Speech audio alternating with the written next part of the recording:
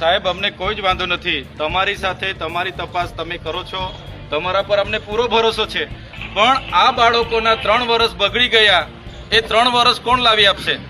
3 વર્ષ પોતાના જીવનના મહત્વના અમૂલ્ય બગડી ગયા, એને સ્કોલરશીપ નથી મળવાની, સરકારે ના પાડી દીધી. આ મને પત્ર વ્યવહારથી જાણ કરી, સરકારે કીધું કે એમને કોઈ જાતની સ્કોલરશીપ અમારી સંસ્થા નહીં આપશે. એ ખાનગી સંસ્થા ઇનલીગલી છે, એ સંસ્થામાં અભ્યાસ કરતા તાલીમાર્થીઓને અમે સ્કોલરશીપ નહીં આપી શકીએ.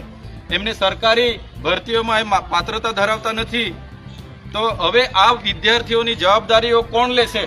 એમાં અમે માહિતી માંગેલી છે. 2021-22 ની અંદર 22 વિદ્યાર્થીઓને સ્કોલરશીપ મળેલી છે. એ આખું લિસ્ટ છે. અમે આજે ગુજરાત સરકારના કેબિનેટ મંત્રીશ્રીએ સત્તાવાર રીતે પ્રેસ કોન્ફરન્સ કરી છે.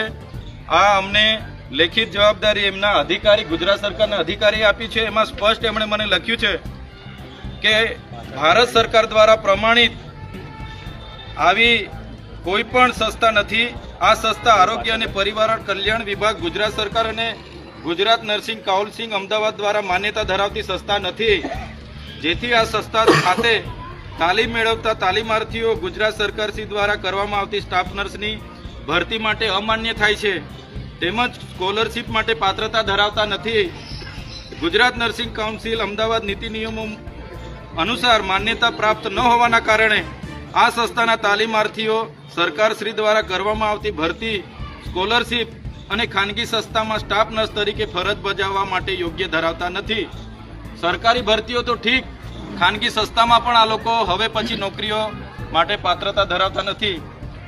તો અમારા વિદ્યાર્થીઓના 3 વર્ષ બગાડ્યા, અમારા વિદ્યાર્થીઓને જે સ્કોલરશીપ મળવાની હતી તે બગાડી, અમારા વિદ્યાર્થીઓનો અમૂલ્ય સમય ગયો, તો એની જવાબદારી કોણ લેશે? એની અમને બાહેધરી આપો, પછી અમે અહીંથી ધરણા પર ઉઠીશું.